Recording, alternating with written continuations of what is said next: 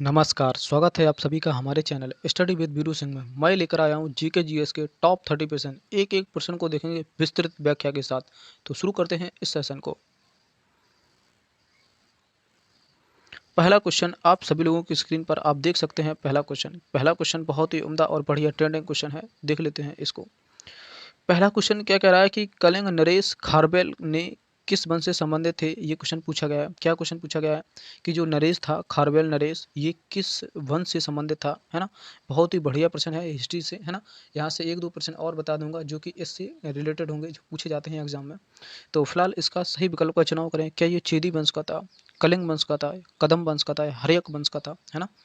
तो इसका सही विकल्प का चुनाव करें कि ये खारवेल किस वंश से संबंधित रखता था।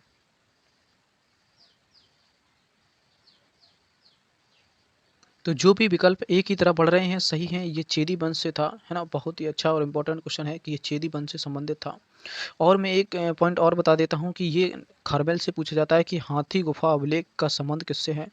हाथी गुफा अभिलेख ये बहुत ही इम्पोर्टेंट है कि हाथी गुफा अभिलेख, है ना? कि पूछा जाए कि हाथी गुफा का जो संबंध है वो किस राजा से है, तो ये खारवेल से संबंधित था। और ये हाथी गुफा अभिलेख कहाँ थी, तो ये थी भुवनेश्वर के समीप। भुवनेश्वर से लगभग 2 से 3 किलोमीटर की दूरी पर होंगी। एक उदयनगिरी पहाड़ी है, वहाँ पे ये हाथी गुफा अभिलेख स्थित है। और ये एग्जाम में बहुत ही ट्रेंडिंग क्वेश्चन रहता है हिस्ट्री से कि हाथी गुफा अभिलेख का संबंध किस शासक से था, तो वो था खारवेल नरेश से, है ना? तो फिलहाल देख लेते हैं, इसके लिए इतना ही पर्याप्त है। तो इसका सही विकल्प हो जाएगा ये चेदी वंश से था और इसका संबंध भी था हाथी गुफा अभिलेख से। क्वेश्चन नंबर अगला देख लेते हैं।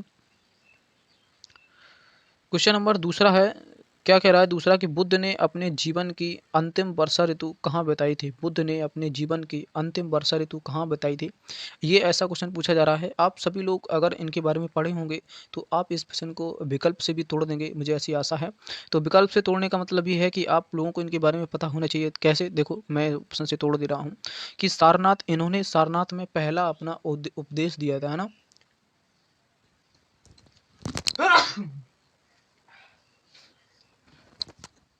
माफ़ी चाहूँगा थोड़ी सी। देख लेते हैं कि इन्होंने अपना जो उपदेश था वो सारनाथ में दिया था। ये सारनाथ में इनका पहला उपदेश था, है ना? तो ये तो विकल्प होगा नहीं क्योंकि इन्होंने अंतिम वर्षा ऋतु यहाँ नहीं बताई। फिर देख लेते हैं, क्या देख लेते हैं कि उन्होंने सर्वाधिक उपदेश कहाँ दिए, तो ये श्रावस्ती में दिए थे। ये दोनों प्रश्न ट्रेंड किए हुए हैं एग्जाम में। क्या ट्रेंड किया हुआ है कि मतलब अगर पूछा जाए कि भगवान बुद्ध ने अपना पहला उपदेश कहाँ दिया था, तो वो दिया था सारनाथ में, है ना? और अगर पूछा है कि इन्होंने सर्वाधिक उपदेश कहाँ दिए, तो ये दिए थे तुम्हारी सिराबस्ती में, है ना? तो ये तो दोनों ही होंगे। और इनकी जो मृत्यु हुई थी, है ना, महापरिनिर्वाण इनको कहा जाता है इनकी मृत्यु को, है ना? और जब गृह त्याग करते हैं 29 वर्ष की अवस्था में, तो महाभीमनिक्रमण इनकी उनको कहा जाता है ना? और जब ये जब ये प्रवचन देते हैं तो उसको धर्मचक्र प्रवर्तन कहा गया है। और इनका जो त्रिपिटक है ये बौद्ध धर्म से संबंधित है और इनकी भाषा पाली है ना? तो इनकी जो मृत्यु हुई थी वो कुशीनगर में हुई थी। तो इसका सही विकल्प हो जाएगा कि जो पहली जो वर्षा ऋतु थी वो वैशाली में ही बिताई थी, है ना? क्वेश्चन 2 का सही विकल्प हो जाएगा वैशाली, है ना? तो और भी चाहूँ तो मैं बता सकता हूँ इनके बारे में कि बुद्ध भगवान के बारे में कि इनका कथन क्या है। तो फिलहाल अब जो क्वेश्चन देख रहे हैं कि 2 का विकल्प भी सही हो जाएगा, है ना? और भी देख लेते हैं कि इनका जो जन्म है वो कहाँ हुआ था, 563 ईसा पूर्व में हुआ था। कहाँ हुआ था? लुम्बिनी में हुआ था, है ना? बहुत ही ट्रेंडिंग क्वेश्चन रहता है ये कि भगवान बुद्ध का जन्म कहाँ हुआ, तो लुम्बिनी में हुआ था, कपिलवस्तु के राज्य में, है ना? और इनके पिता का क्या नाम था, तो इनके पिता का नाम था शुद्धोधन, है ना? बहुत ही इंपॉर्टेंट है कि इनके पिता का नाम शुद्धोधन था। इनकी माता का नाम महामाया था, है ना? महामाया था। और इनकी पत्नी का नाम क्या था, तो इनकी पत्नी का नाम था यशोधरा, है ना? और अगर पूछा इनके पुत्र का क्या नाम था, तो इनके पुत्र का नाम था राहुल, है ना? इनके एक वहीं के जो दरबारी जो विद्वान थे, पंडित थे, उन्होंने इनके बारे में एक भविष्यवाणी की थी कि ये बालक आगे चलकर या तो महान राजा बनेगा या फिर महान सन्यासी बनेगा, है ना? तो ऐसा इनके बारे में भविष्यवाणी की गई थी। और इन्हें ज्ञान की प्राप्ति कब हुई थी, तो ये 29 वर्ष की अवस्था में इन्होंने गृह त्याग किया था। गृह त्याग को क्या बोला जाता है कि देखो, महा विनिष्क्रमण काल इसको कहा जाता है। और ये जब ये उरुवेला में पहुँचे थे और इन्हें उरुवेला कहाँ है, बोध गया में था। और बोध गया में इन्हें ज्ञान की प्राप्ति होती है। अगर पूछा जाए नदी, तो है ना, निरंजना नदी थी वो, जब इन्हें ज्ञान प्राप्त हुआ था नदी के तट पर। या निरंजना नहीं देगा ऑप्शन में तो पुनपुन नदी जरूर होगी कि इन्हें ज्ञान की प्राप्ति किस नदी के तट पर हुई थी, तो निरंजना नदी के तट पर हुई थी, पीपल के पेड़ के नीचे हुई थी, है ना? तो एक क्वेश्चन मैं और बता देता हूँ कि अगर इनकी लालन पालन की बात करते हैं कि इनका लालन पालन किसने किया था, तो इनका लालन पालन किया था गौतमी प्रजापति थी, है ना। इनका गौतमी प्रजापति ने इनका लालन पालन किया था। और एक लड़की थी, है ना, महिला थी, जिसका नाम था सुजाता, है ना, जिसका नाम था सुजाता। उस सुजाता ने क्या किया था कि भगवान बुद्ध को भोजन ग्रहण कराया था। और यहीं से एक फैक्ट पूछ लिया जाता है कि भगवान बुद्ध ने इस सुजाता नाम की महिला के से मतलब भोजन ग्रहण किया। और इसी भोजन ग्रहण करने के बाद जो इनके 4 से 5 अनुयायी थे, अनुयायी का मतलब इनको मतलब फॉलो करते थे, वो उन्होंने इनका साथ छोड़ दिया। क्यों छोड़ दिया? क्योंकि इन्होंने सुजाता के घर से भोजन ग्रहण किया था और भोजन खाया था। इसी वजह से उन्होंने मना किया होगा कि इसके यहाँ भोजन नहीं खाएंगे, अगर तुम भोजन खाओगे तो हम तुम्हारा साथ छोड़ देंगे। इसी वजह से उन्होंने 4 से 5 लोगों ने इनका साथ छोड़ दिया था। लेकिन भगवान बुद्ध ने इनका भोजन ग्रहण किया था, वो लड़की थी सुजाता, है ना। और क्या है इनके बारे में कि मैंने बता दिया है। और हाँ, एक एक चीज़ और मैं बता देता हूँ कि त्रिपिटक पूछा जाए कि त्रिपिटक किस धर्म से संबंधित है, तो ये बौद्ध धर्म से संबंधित है। इसमें भगवान बुद्ध की जातक कथाओं का वर्णन है। और पूछा जाए कि इनका प्रिय शिष्य कौन था, उसका प्रिय शिष्य का नाम था आनंद, है ना। ये भी क्वेश्चन बहुत पूछा जाता है। और क्वेश्चन क्या पूछा जाएगा, इनके गुरु का क्या नाम था, इनके गुरु का नाम था अनार कलाम, है ना। और क्या पूछा जाएगा, अगर इनके सारथी की बात करता है, इनका सारथी कौन था, तो इनका सारथी का नाम था चिन्ना। और इनकी भाषा क्या थी, पाली भाषा थी। और एक इंपॉर्टेंट क्वेश्चन, बहुत ही इंपॉर्टेंट क्वेश्चन मैं बता रहा हूँ। क्या क्वेश्चन है कि चौथी बौद्ध संगति कब हुई थी? चौथी बौद्ध संगति हुई थी कनिष्क के समय, है ना। ये भी बहुत ही उम्दा और ट्रेंडिंग क्वेश्चन है कि चौथी बौद्ध संगति कब हुई थी? कनिष्क के समय हुई थी, है ना। और ये कहाँ हुई थी? तो ये तुम्हारी हुई थी कुंडल वन में हुई थी, कुंडल वन में हुई थी। और इसकी अध्यक्षता किसने की थी? इसकी अध्यक्षता की थी वसुमित्र ने। और उपाध्यक्ष कौन थे? अश्वघोष, है ना। इसी चौथी जो बौद्ध संगति है, इसी में बौद्ध धर्म दो भागों में बट गया, हीयान और महान, है ना। एक हीयान हो गया और एक महान हो गया, है ना। तो फिलहाल इतना था बौद्ध धर्म के बारे में। तो देख लेते हैं, इसका सही विकल्प हो जाएगा बी। क्वेश्चन नंबर अगला देख लेते हैं। क्वेश्चन नंबर क्या कह रहा है कि शेरशाह को दफनाया गया था, है ना। शेरशाह को दफनाया गया था, क्या कलिंजर में दफनाया गया, जौनपुर में, सासाराम बिहार में, या फिर पटना में? ये बहुत ही उम्दा ट्रेंडिंग क्वेश्चन है। जो भी मेरी टॉप 30 सीरीज को देखते हैं, डेली देखते हैं, वो इस क्वेश्चन को उड़ा देंगे, क्योंकि मैंने हजार बार इस क्वेश्चन को बताया और इसके बारे में जितने भी फैक्ट बनते हैं उनको मैं बताता हूँ। तो जो भी विकल्प भी लगा रहे हैं वो सही है, अपनी तैयारी को बरकरार किए हुए हैं कि शेरशाह का मकबरा कहाँ स्थित है, तो ये सासाराम बिहार में स्थित है। और शेरशाह से बता दें किसने रुपए का चलन शुरू किया था, आज ये रुपया चलता है तो शेरशाह की देन है। और क्या देख लेते हैं कि शेरशाह ने जीटी जो ग्रैंड ट्रैंक रोड था ये भी बनवाया था। और क्या बनवाया था, इसने भूमि को नापने के लिए सन की डंडी का उपयोग किया था। ये भी ट्रेंडिंग क्वेश्चन है कि सन की डंडी का उपयोग किसने किया था भूमि नापने के लिए, है ना। तो इसी ने किया था। और क्या इससे क्वेश्चन बन सकता है, इसने क्या किया था 1540 में बिलग्राम का युद्ध भी लड़ा था। किसके साथ लड़ा था? हुमायूं और शेरशाह के बीच। ये इसमें हुमायूं को हरा दिया था, है ना। तो ये भी इनसे क्वेश्चन थे। तो ये बहुत ही उम्दा क्वेश्चन है कि शेरशाह, है ना। और देख लेते हैं क्वेश्चन नंबर अगला देख लेते हैं। फिलहाल इसका सही विकल्प हो जाएगा कि जो इसका मकबरा है वो सासाराम बिहार में स्थित है ना। बहुत ही अच्छा और उम्दा प्रश्न है। अगला देख लेते हैं। क्वेश्चन नंबर अगला कह रहा है कि बाबर ने पादशाही की उपाधि कब धारण की थी? ये बहुत ही ट्रेंडिंग क्वेश्चन रहता है बाबर से। और भी मैं बाबर किससे जुड़े हुए फैक्ट बता दूंगा कि फरगना में हुआ था, या फिर दिल्ली में, या काबुल में, या जो समरकंद था यहाँ सर्वप्रथम बाबर ने पातशाही की उपाधि कब धारण की थी? पहले बाबर पातशाही नहीं था, पहले बाबर मिर्जा मिर्जा हुआ करता था बाबर, है ना। पहले उपाधि क्या लिखता था? बाबर मिर्जा, है ना। इस मिर्जा की उपाधि को इसने त्याग दिया और पातशाही की उपाधि धारण की। ये कब धारण की? ऐसा प्रश्न आप लोगों को सभी लोगों से पूछा जा रहा है कि पहले बाबर मिर्जा लिखता था, अब बाबर पातशाही लिखने लगा है। ऐसी उपाधि मतलब इसने कब ग्रहण की है? तो वो कौन सा ऐसा था? फरगना था, या दिल्ली था, काबुल था? तो क्वेश्चन नंबर 4 का सही विकल्प बताएं। तो जो भी विकल्प भी लगा रहे हैं, काबुल लगा रहे हैं, कब हुआ था इसके बारे में बता दें कि 1504 में काबुल पर इसने विजय प्राप्त की। और उसी विजय की उपलक्ष्य में इसने पातशाह की उपाधि धारण की, है ना। और मिर्जा की उपाधि को त्याग दिया, फिर पातशाह की उपाधि धारण की। ये कब की? काबुल के युद्ध में, है ना। अब क्या बता दें बाबर से कि बाबर का जो पूछा जाए क्वेश्चन कि बाबर ने जिहाद का नारा कब दिया था? जिहाद का नारा कब दिया था? ये बहुत ही ट्रेंडिंग क्वेश्चन रहता है कि बाबर ने जिहाद का नारा कब दिया था। तो ये दिया था तुम्हारा खानवा के युद्ध में, है ना। खानवा के युद्ध में बाबर ने जिहाद का नारा दिया था। यही ट्रेंडिंग क्वेश्चन पूछा जाता है बाबर से। और बाबर ने 1526 में एक युद्ध लड़ा था, पानीपत का प्रथम युद्ध। इब्राहिम लोदी को हराकर इब्राहिम लोदी को हराकर मुगल वंश की नींव डाली थी। ये भी बाबर से बहुत ही इंपॉर्टेंट क्वेश्चन है। तो देख लेते हैं कि बाबर ने इब्राहिम लोदी को हरा दिया और मुगल वंश की नींव डाली। पानीपत का प्रथम युद्ध था। अगला क्वेश्चन देख लेते हैं। अगला क्वेश्चन क्या कह रहा है, देख लेंगे क्वेश्चन की 1857 की जो प्रथम स्वतंत्रता संग्राम था ये किसने कहा है। क्या बी.डी. स्मिथ ने बोला है, या बी.डी. सावरकर ने, या पी.ई. रॉबर्ट ने, या उपयुक्त में से सभी। 1857 की क्रांति को प्रथम स्वतंत्रता संग्राम किसने कहा है, ऐसा प्रश्न पूछा जा रहा है। ये यहाँ से बहुत ही ट्रेंडिंग मुद्दा प्रश्न बन सकता है।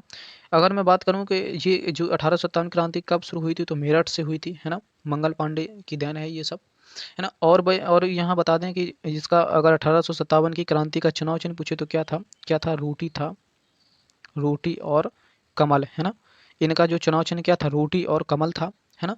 और ये कोई विस्तार नहीं हो सका, क्यों इसका विस्तार नहीं हो सका, क्योंकि इनकी जो नीतियाँ थी वो मतलब विफल रही, इनकी नीतियाँ, कोई मतलब संगठित नहीं था, है ना, किसी का कोई प्लान नहीं था, इस वजह से ये क्रांति फेल हो गई थी।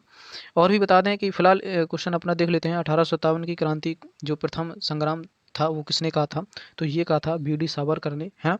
बी.डी. सावरकर ने ये बोला था, और ये पुस्तक भी इनकी बहुत पूछी जाती है, जिस पुस्तक में इन्होंने वर्णन किया है इसका, प्रथम स्वतंत्रता संग्राम बोला है, तो इस पुस्तक का नाम था द इंडियन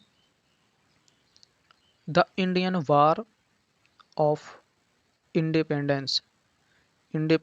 इस बुक में उन्होंने ये बात को साबित किया था, इस पुस्तक में उन्होंने लिखा था कि 1857 की क्रांति प्रथम स्वतंत्रता संग्राम है, ये बी.डी. सावरकर ने बोला था ऐसा।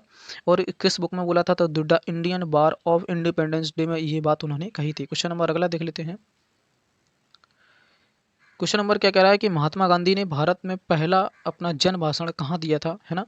अगर पूछे जाते कि गांधी जी दक्षिण अफ्रीका से कब लौटते हैं, तो 9 जनवरी 1915 को ये वापस आते हैं भारत, है ना। इसी 9 जनवरी को प्रवासी दिवस मनाया जाता है। ये भी क्वेश्चन बहुत ही ट्रेंडिंग है ना।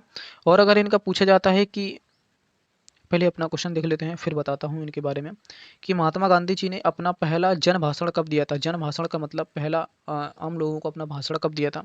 क्या मुंबई में दिया था, चंपारण में दिया था, लखनऊ में दिया था, वाराणसी में दिया था, ये कब दिया था। तो जो भी विकल्प सी लगा रहे हैं वो एकदम गलत है। मैं बता दूं तो क्यों गलत है, क्योंकि ये भाषण नहीं था, ये पहला इनका आंदोलन था, है ना।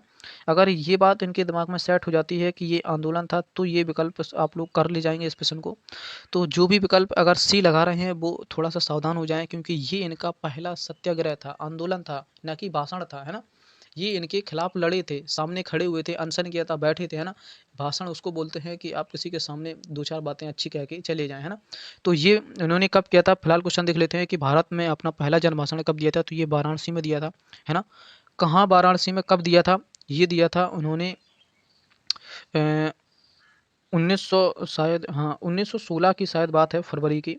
इन्होंने बनारस हिंदू विश्वविद्यालय था, वहाँ इन्होंने मतलब पहला जन भाषण दिया था, बनारस हिंदू विश्वविद्यालय में ना, बीएचयू में दिया था।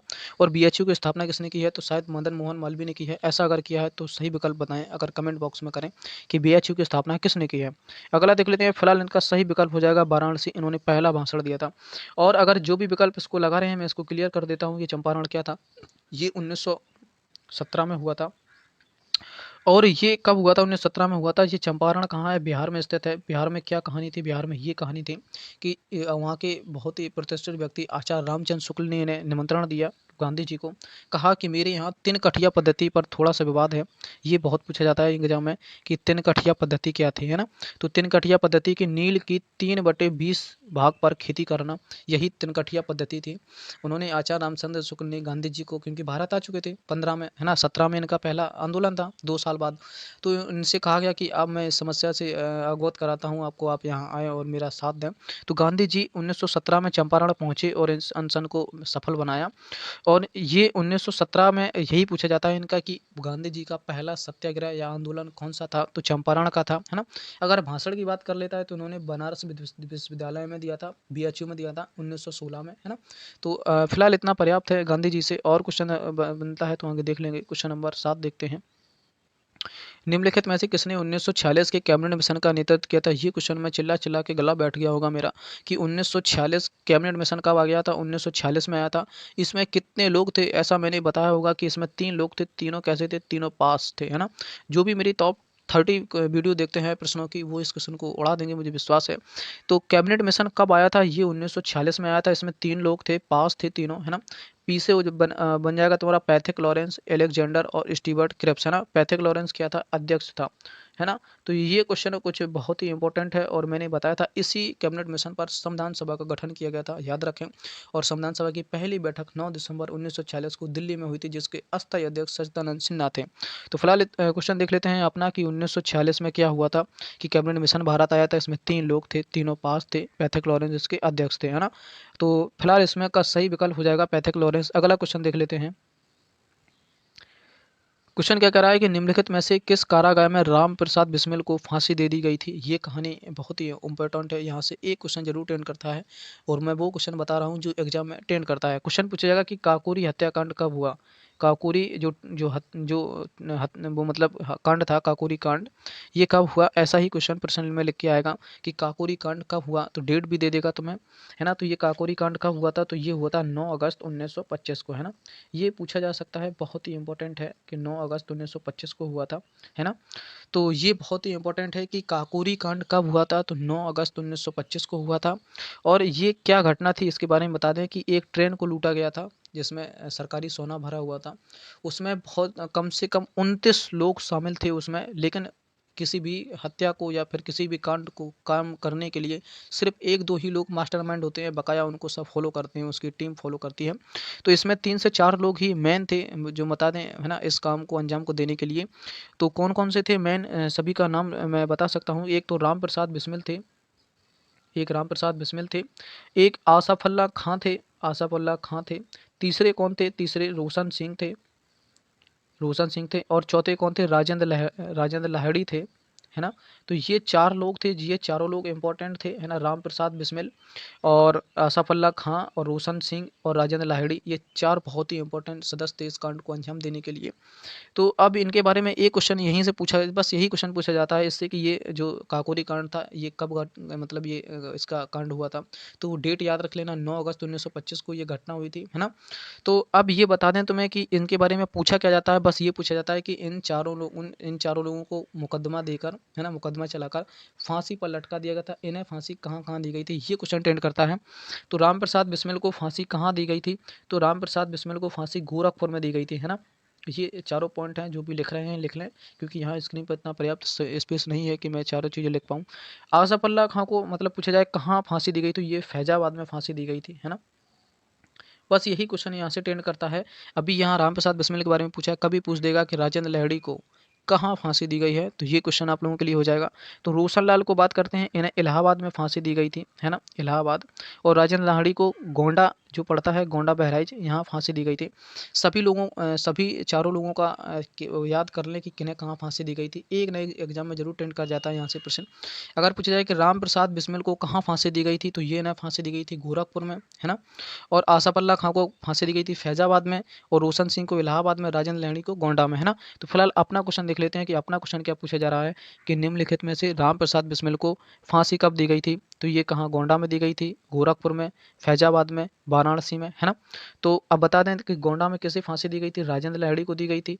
फैजाबाद में दी गई थी तुम्हारे आसफ़ल्ला खां को, है ना। और गोरखपुर में किसे दिया गया था, राम प्रसाद बिस्मिल को। तो इसका सही विकल्प हो जाएगा सी, कि जो राम प्रसाद बिस्मिल थे इन्होंने गोरखपुर में ही फांसी दी गई थी, है ना।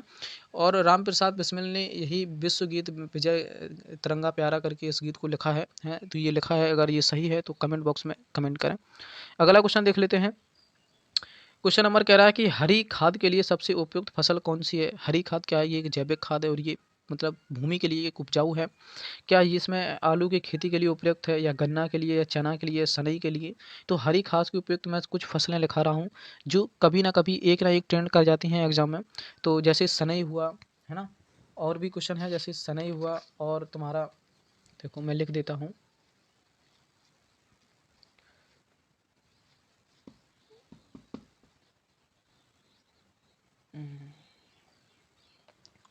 तो देख लेते हैं यहाँ क्या हो जाएगा। यहाँ पे होगा तुम्हारा सनई हो गया, ये हरी हरी खाद के लिए उपयुक्त हैं। हरी हुआ, ढैंचा हुआ, और तुम्हारा क्या मूंग हुई, उड़द हुई, है ना। और ये यही सारी चीज़ें हैं, तो ये सनई ऑप्शन में भी हो जाएगा, ये हरी खाद के लिए उपयुक्त हैं। क्वेश्चन नंबर अगला देख लेते हैं।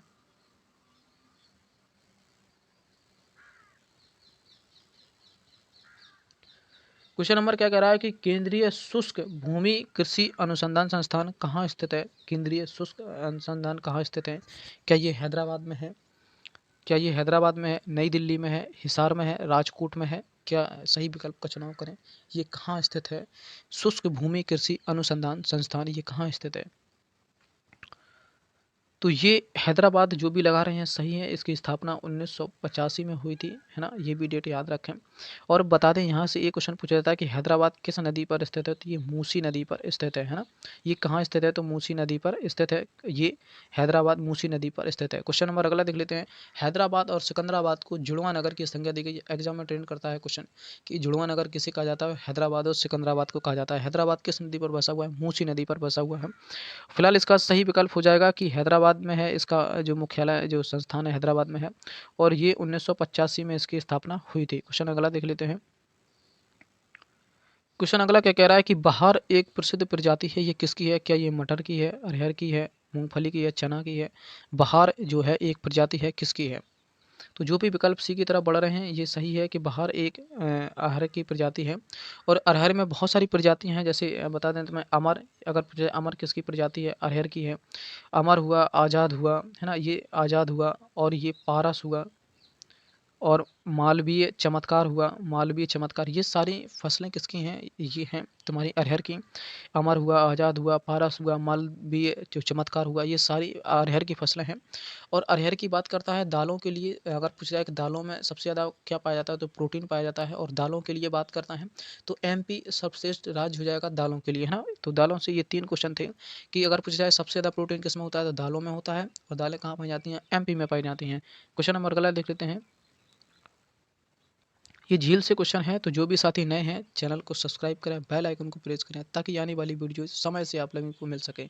आप प्ले लिस्ट में जाकर झीलों से क्वेश्चन देख सकते हैं, मैंने वीडियो बना दिया है। तो ये बहुत ही इंपॉर्टेंट झीलें हैं, 1 नंबर जरूर टेंड करेगा। सुपर टेट में तो झीलों का एक टॉपिक ही है, तो जो साथी सुपर टेट के हैं वो प्ले लिस्ट में जाकर टॉपिक को देख सकते हैं। तो फिलहाल क्वेश्चन देख लेते हैं कि ब्यामनाट झील कहाँ स्थित है। बहुत ही उम्दा और बहुत ही बढ़िया झील है और ये एग्जाम में टेंड करती है कि ब्यामनाट झील कहाँ स्थित है। क्या ये तमिलनाडु में है, कर्नाटक में है, केरल में है, तेलंगाना में है? कहाँ स्थित है ये वेम्बनाड झील?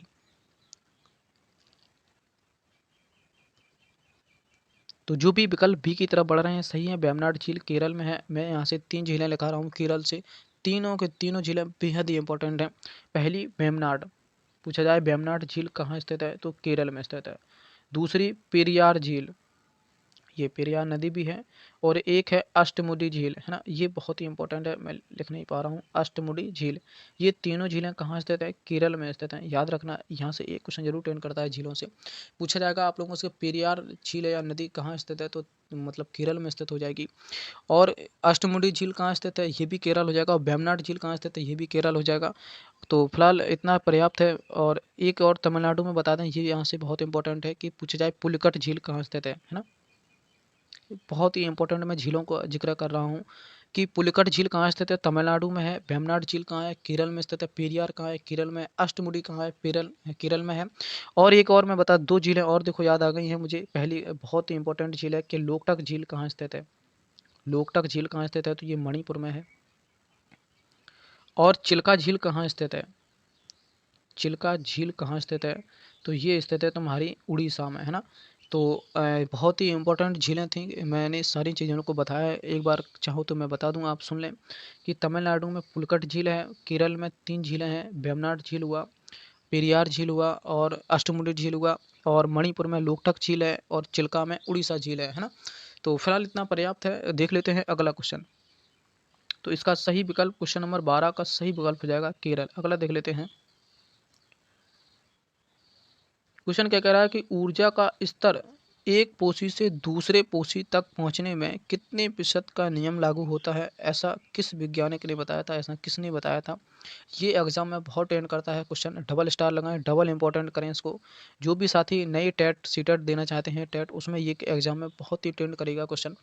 और यहाँ से जितने भी फैक्ट बनेंगे मैं सबको मैं आज क्लियर कर दूंगा। क्वेश्चन नंबर अगला देख लेते हैं, यही देख लेते हैं। क्वेश्चन क्या कह रहा है कि एक स्तर से, मतलब एक स्तर से, पहला मैं बता देता हूँ, मैं इस क्वेश्चन को शुरू से ले चलता हूँ कि ये मान लो पेड़ है ना, ये पेड़ है। और हमें जो जो पेड़ को जो ऊर्जा मिलती है, ये मिलती है सूर्य से, जो पेड़ को सूर्य से ऊर्जा मिलेगी। अब ये पेड़ पौधे को कौन खाएगा? तुम्हारा तिल चट्टा हुआ, है ना, और ये इसको पेड़ पौधों को ये खाते हैं। इसको कौन खाएगा? इसको तुम्हारे शेर, है ना, बकरी, है ना, बकरी नहीं, बकरी तो इस पेड़ पौधों को खाएगी। शेर हुआ, है ना। अब क्या होता है कि इस दोनों को भी कोई खाएगा। तिलचट्टा मतलब तिलचट्टा है, पेड़ पौधों को बकरी भी खाती है, खरगोश भी खाते हैं, है ना, पेड़ पौधों को। अब इनको दोनों को कौन खाएगा? तो खाएगा मानव। मानव पूछा जाए क्या है, तो ये सर्वाहारी है, मांसाहारी भी शाकाहारी भी, है ना। तो यहाँ से जो यहाँ चलता है ये 10% चलता है, यहाँ से यहाँ चलेगा 10% चलेगा। तो पहले कहने का मतलब ये है कि ये 10% का नियम है, ये 10% ही ऊर्जा यहाँ से यहाँ चलती है। प्रथम उपभोक्ता पूछे जाएँ तो पेड़ पौधे, द्वितीय उपभोक्ता पूछे जाएँ तो मांसाहारी, तृतीय उपभोक्ता में पूछे जाएँ तो सर्वाहारी आ जाएगा। और जो इन दोनों को खाने का काम करते स्कैवेंजर है, इन डीकम्पोजर कहलाते हैं वो, जैसे तुम्हारा बाज हुआ, है ना, ये सब चीज़ें इन मरे हुए सड़े-गले पदार्थों को खाती हैं। और एक आती है दर्दनाक दवा, जिसका बोलते हैं तुम्हारी डाइक्लोरोफिल, है ना, ये मतलब बाज के विलुप्त होने का कारण है ना। तो फिलहाल इसका सही विकल्प हो जाएगा डी, कि ये 10% का नियम दिया, ये किसने दिया था? ये लिंडमैन ने दिया था, है ना, ये लिंडमैन ने दिया था। ये बहुत ही इंपॉर्टेंट क्वेश्चन है कि लिंडमैन ने कितने प्रतिशत का नियम दिया था? 10% का नियम दिया था। हमें ऊर्जा ट्रांसफ़र करेंगे तो ये 10% ऊर्जा का ट्रांसफ़र नियम हो जाएगा। तो फिलहाल इतना पर्याप्त है, अगला क्वेश्चन देख लेते हैं। क्वेश्चन क्या कह रहा है? पारिस्थितिकी तंत्र में ऊर्जा का प्राथमिक स्रोत कौन सा है? क्या भोज है, समुद्र है, जंगल है या सूर्य है? मैंने बताया था कि ये पेड़ है, और इस पेड़ को जो ऊर्जा मिलेगी वो सूर्य से मिलेगी, है ना। तो ये इसका सही विकल्प हो जाएगा, कि प्राथमिक स्रोत पूछ रहा था तो इसी सूर्य हो जाएगा। अगला देख लेते हैं क्वेश्चन। क्वेश्चन नंबर 15 देख लेते हैं। 15 क्वेश्चन क्या कह रहा है कि आदि शंकर द्वारा 4 मठों की स्थापना की गई थी, उनमें से एक मठ नहीं है, ऐसा क्वेश्चन पूछा जा रहा है। मतलब 3 मठ होंगे, एक मठ नहीं होगा, है ना। तो आदि जो शंकराचार्य ने, इन्होंने 4 मठ की स्थापना की है ना। तो बता दें उन्होंने कौन कौन से मठ की स्थापना की है। एक तो जोशी मठ की स्थापना की है ना, किसने? इन्होंने ही की है। और एक द्वारका की स्थापना की है, एक श्रृंगेरी की स्थापना की है ना, और ये वाराणसी की स्थापना नहीं की है, तो ये गलत हो जाएगा, है ना। तो फिलहाल 15 का सही विकल्प हो जाएगा। अगला क्वेश्चन देख लेते हैं। क्वेश्चन अगला क्या कह रहा है कि पोंगल त्यौहार भारत के किस राज्य का प्रमुख पर्व है? ऐसा क्वेश्चन पूछ रहा है, बहुत ही इंपॉर्टेंट है ये क्वेश्चन, एग्जाम में अटेंड किया हुआ है कि पोंगल जो त्यौहार है वो कहाँ मनाया जाता है। ये क्वेश्चन बहुत ही है इंपॉर्टेंट है। क्या ये केरल में मनाया जाता है, या तमिलनाडु में मनाया जाता है, या कर्नाटक में, या फिर गुजरात में, है ना। क्वेश्चन नंबर 16 का सही विकल्प का चुनाव करें। तो जो भी विकल्प सी की तरफ बढ़ रहे हैं सही हैं, कि पोंगल जो है, याद कर लेना कि पोंगल कहाँ का त्यौहार है, तो ये तमिलनाडु का है, तमिलनाडु का। और पूछा जाता है कि ओणम कहाँ का है, तो ये ओणम हो जाएगा तुम्हारा केरल का, है ना। ये दोनों बहुत ही इंपॉर्टेंट हैं क्वेश्चन, कि अगर पोंगल की बात करता है तो तमिलनाडु पे जाएंगे, और केरल की बात करेगा तो ओणम के लिए जाएंगे, है ना। अगर पूछा जाए ओणम कहाँ का मतलब ये त्यौहार है, तो ये है ओणम तुम्हारा केरल का, और पोंगल है तमिलनाडु का। फिलहाल इतना देख लेते हैं। क्वेश्चन नंबर अगला देखते हैं।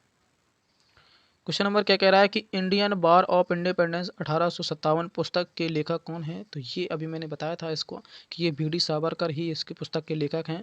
और इसी पुस्तक में इन्होंने कहा था कि 1857 की क्रांति को प्रथम स्वतंत्रता संग्राम बोला था इन्होंने ही। तो फिलहाल इसका सही विकल्प हो जाएगा सी। अगला क्वेश्चन देख लेते हैं। क्वेश्चन नंबर 18 आप सभी लोगों की स्क्रीन पर बहुत ही उम्दा ट्रेंडिंग क्वेश्चन है। फिलहाल मैं इस क्वेश्चन को बता चुका हूँ, फिर देख लेते हैं कि भारत में दालों का सबसे बड़ा उत्पादक राज्य कौन सा है। उम्मीद करता हूं कि आप सभी लोग टिक कर चुके होंगे इस प्रश्न को।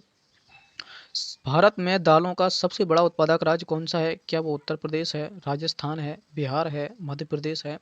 तो दालों के लिए बात करें, सबसे ज़्यादा प्रोटीन किस में होती है? दालों में होती है। और दालें कहाँ पाई जाती हैं? मध्य प्रदेश में पाई जाती हैं।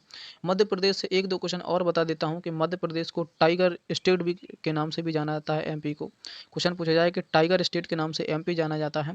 और सर्वाधिक जो टाइगर रिजर्व हैं 10 से 11 टाइगर रिजर्व इसी में है। अगर पूछा जाए सर्वाधिक टाइगर मतलब बाघ कहाँ स्थित हैं, तो ये एमपी में है। जैसे कान्हा हुआ, पंचमढ़ी हुआ, बांधवगढ़ हुआ, है ना, ये सारे कहाँ स्थित हैं? फूसिल हुआ, मंडला हुआ, ये सारे के सारे तुम्हारे एमपी में पड़ते हैं। और अगर पूछा जाए कि टाइगर मैन किसे कहा जाता है, तो ये कैलाश श्रृंखला को कहा जाता है। बहुत ही इंपॉर्टेंट प्रश्न है। तो फिलहाल इतना भी पर्याप्त है। अगला क्वेश्चन देख लेते हैं।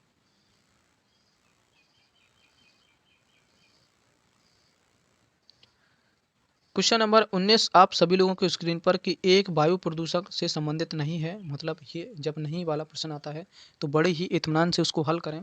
देख लेते हैं कि नहीं की बात करता है तो 3 जिससे मतलब संबंधित है, पूछ रहा है वायु प्रदूषण संबंधित नहीं है, तो ऐसा मन में फील कर लें कि वायु प्रदूषण से 3 संबंधित होंगे, है ना?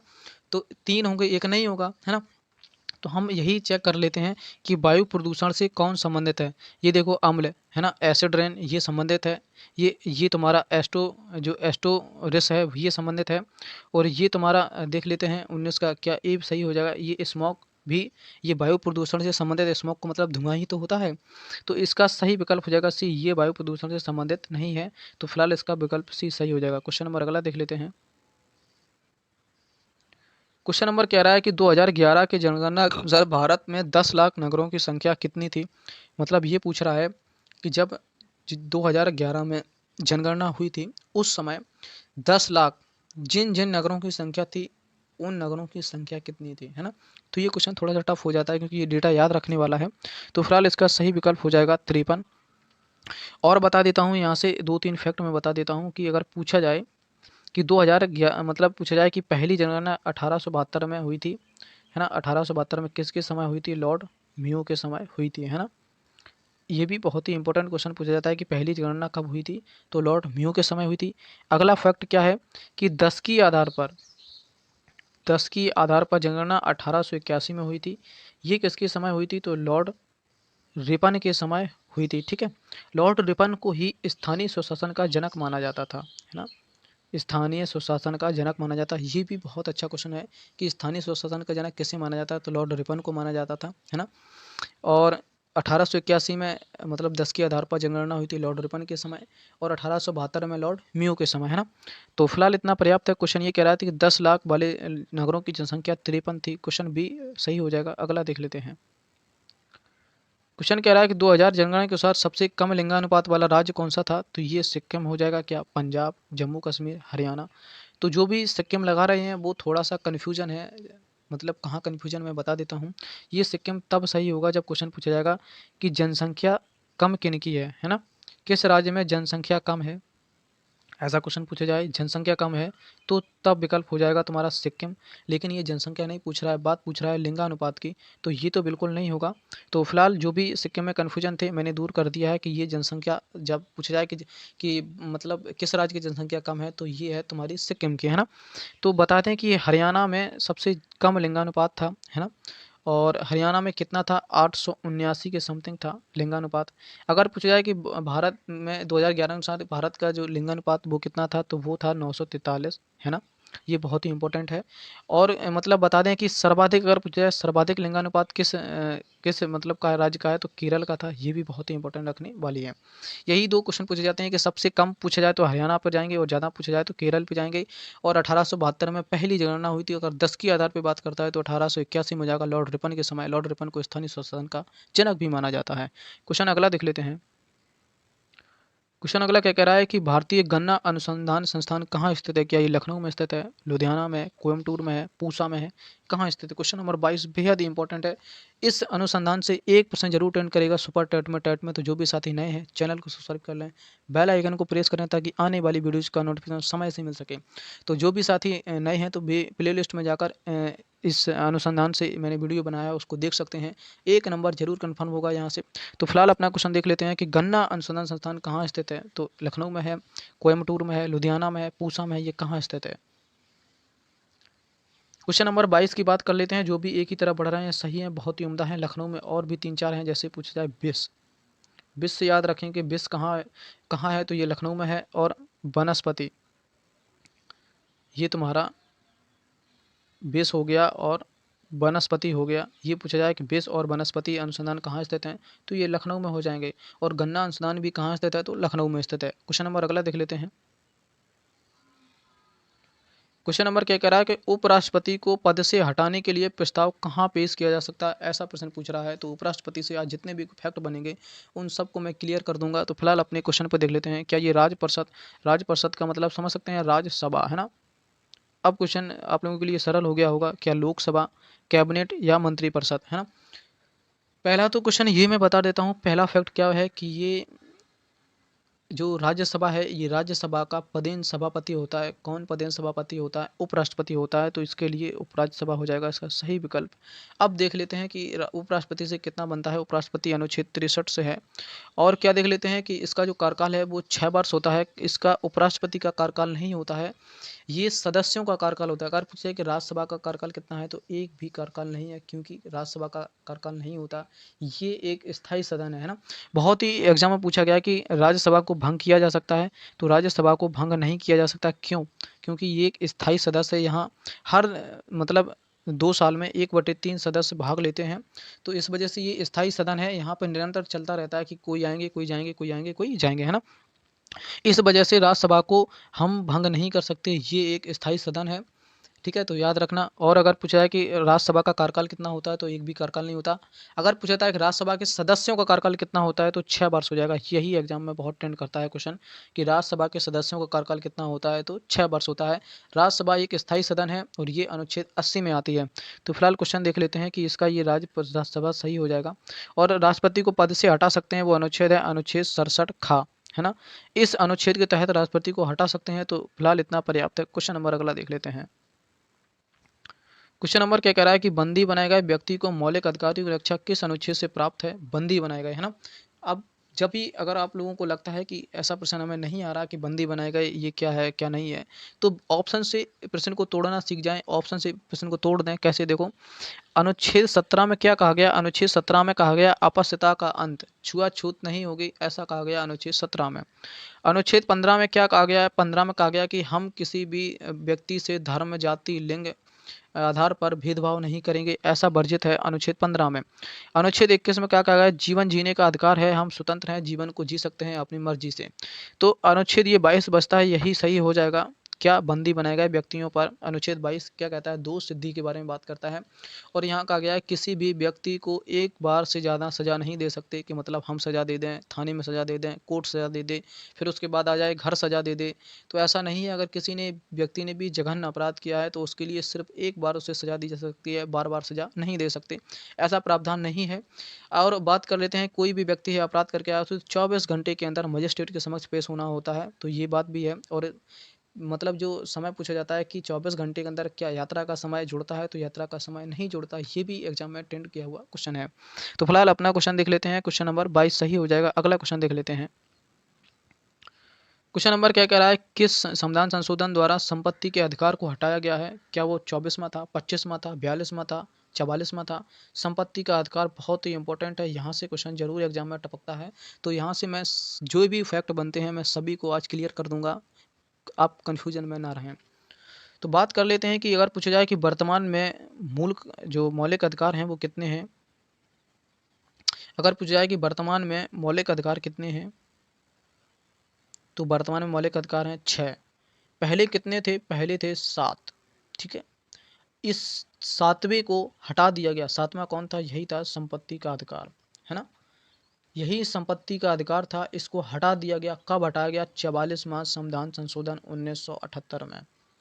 यही एग्जाम में 10 क्वेश्चन करता है कि संपत्ति को अधिकार को किस संशोधन द्वारा हटा दिया गया, तो 44वां संविधान संशोधन द्वारा हटा दिया गया। अब इसे हटा दिया गया, ऐसा तो नहीं है कि उसको डिलीट कर दिया गया, उसको हटा दिया गया। और भेज दिया कहाँ? तो भेज दिया कहाँ? अनुच्छेद 300A में भेज दिया गया। जैसे मैं बता रहा हूँ ऐसे ही याद कर लें कि संपत्ति के अधिकार को हटा दिया गया किस संशोधन द्वारा? 44वां संविधान संशोधन द्वारा 1978 के तहत। ठीक है, इसको हटा दिया गया तो कहाँ भेजा गया? इसको भेजा गया अनुच्छेद 300A में, है ना। तो ये भी बहुत इंपॉर्टेंट है। अगर पूछा जाए कि इसको किस अनुच्छेद में भेज दिया गया? 300A में भेजा गया। क्या बनाकर भेजा गया? उसका नाम था कानूनी अधिकार, है ना। कानूनी अधिकार बनाकर भेज दिया गया। ये ट्रेंडिंग क्वेश्चन थे, तो इसका सही विकल्प हो जाएगा संपत्ति का अधिकार कब हटा मतलब लागू हुआ, तो ये था 44वां संविधान संशोधन 1978 के तहत इसको हटा दिया गया, अनुच्छेद 300A में भेज दिया गया। क्या बनाकर भेजा गया? कानूनी अधिकार बनाकर भेज दिया गया, है ना। तो ये क्वेश्चन था। अब बात कर लेते कि मौलिक अधिकार किस भाग में है, तो भाग 3 में है मौलिक अधिकार।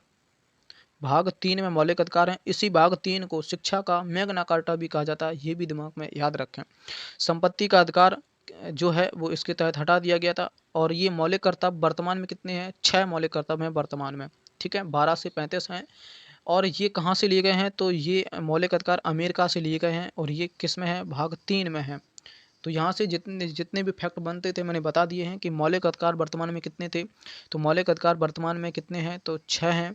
7वां यही था संपत्ति का अधिकार, इसको हटा दिएगा। 44वां संविधान संशोधन 1978 के तहत, और इसे 300 ए में भेज दिया गया कानूनी अधिकार बनाकर। इतना याद रखें, यहाँ से इतना ही क्वेश्चन पूछा जाता है। और मौलिक अधिकार किस भाग में है, तो भाग 3 में है, और भाग 3 को ही शिक्षा का मैग्ना कार्टा कहा जाता है। तो फिलहाल इतना पर्याप्त है। क्वेश्चन नंबर अगला देख लेते हैं।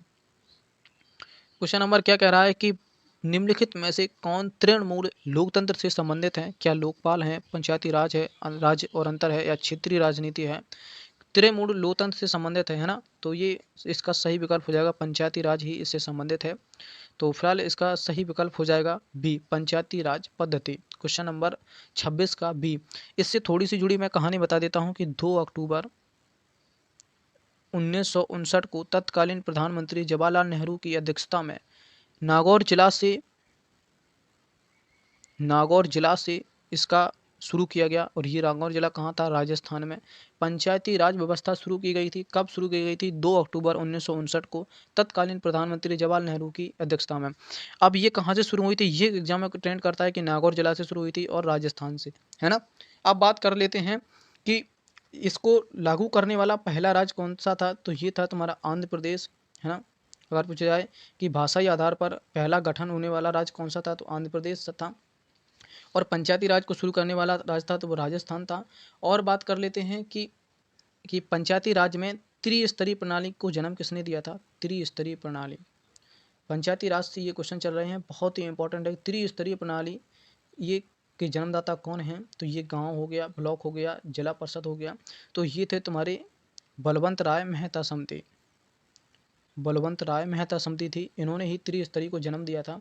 और अगर पूछा जाए कि दो स्तरीय पे आ जाएंगे तुम्हारे अशोक मेहता समिति, जो कि क्रॉस कर दी गई, आज वर्तमान में लागू है, तो बलवंत राय मेहता समिति है। और क्वेश्चन ट्रेंड करता है कि पंचायती राज दिवस कब मनाया जाता है। पंचायती दिवस पूछा जाता है, पंचायती अगर दिवस पूछा जाए तो ये दिवस कब मनाया जाता है, तो 24 अप्रैल को दिवस मनाया जाता है। इंपॉर्टेंट है, बहुत ही इंपॉर्टेंट है कि पंचायती दिवस कब मनाया जाता है, तो 24 अप्रैल को मनाया जाता है। फिलहाल इतना ही पर्याप्त है पंचायती राज व्यवस्था से। क्वेश्चन नंबर अगला देख लेते हैं। क्वेश्चन नंबर 27 क्या कह रहा है कि भारत की अर्थव्यवस्था कैसी है, उदारवादी है, समाजवादी है, मिश्रित अर्थव्यवस्था, या उपयुक्त में से कोई नहीं। तो ये भी ट्रेंडिंग क्वेश्चन है, इकोनॉमी से क्वेश्चन है, बहुत ही इंपॉर्टेंट है, यही एग्जाम में ट्रेंड करता है कि भारत की अर्थव्यवस्था कैसी है। तो जो भी विकल्प सी लगा रहे हैं बहुत ही उम्दा हैं, बढ़िया हैं। तो इसका सही विकल्प हो जाएगा सी। अगला क्वेश्चन देख लेते हैं। क्वेश्चन नंबर अगला कह रहा है कि निम्नलिखित में से कौन सी एक संस्था जो कि ग्रामीण विकास के कार्य के लिए संचालित की जाती है। क्या आरबीआई है, नाबार्ड है, वित्त मंत्रालय है, ग्रामीण वित्त मंत्रालय है। तो ये कौन है, तो इसका सही विकल्प का चुनाव करें।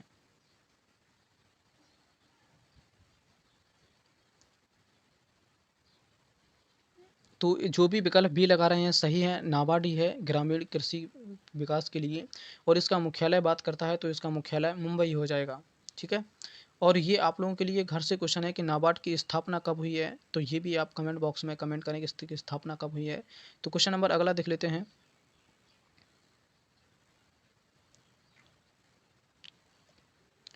क्वेश्चन नंबर अगला क्या कह रहा है कि उदारीवादी, जो उदारीकरण है, निजीकरण है, भूमंडलीकरण की नीति है, आर्थिक नीति के रूप में किस प्रधानमंत्री द्वारा स्वीकार की गई है। ये इकोनॉमी से क्वेश्चन है। तो ये 2 क्वेश्चन इकोनॉमी से लिए गए हैं कि भारत की जो अर्थव्यवस्था है वो कैसी है, तो मिश्रित अर्थव्यवस्था है। अगला क्वेश्चन देख लेते हैं, ये किस प्रधानमंत्री ने भूमंडलीय निजीकरण, उदारीकरण, आर्थिक रूप के निवेश स्वीकार किया है। तो वो कौन से प्रधानमंत्री थे।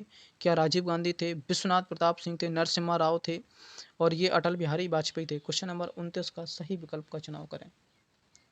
तो पीवी नरसिम्हा राव थे, इन्होंने ये सबको स्वीकार किया था। इसका सही विकल्प हो जाएगा सी। क्वेश्चन नंबर अगला देख लेते हैं।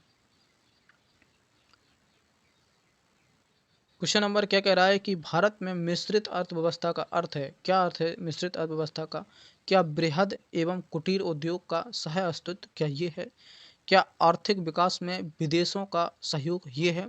क्या सार्वजनिक या निजी क्षेत्र का सह अस्तित्व, या उपयुक्त में से कोई नहीं। जब भारत में मिश्रित अर्थव्यवस्था है तो उसका मतलब है कि सार्वजनिक और निजी क्षेत्र में अस्तित्वता है ना। तो इसका सही विकल्प हो जाएगा सी। तो जो भी साथी नए हैं चैनल को सब्सक्राइब करें, बेल आइकन को प्रेस करें ताकि आने वाली वीडियो समय से मिल सके। आज के लिए इतना पर्याप्त है, तब तक के लिए आप अपना और अपनों का ख्याल रखें। जय हिंद।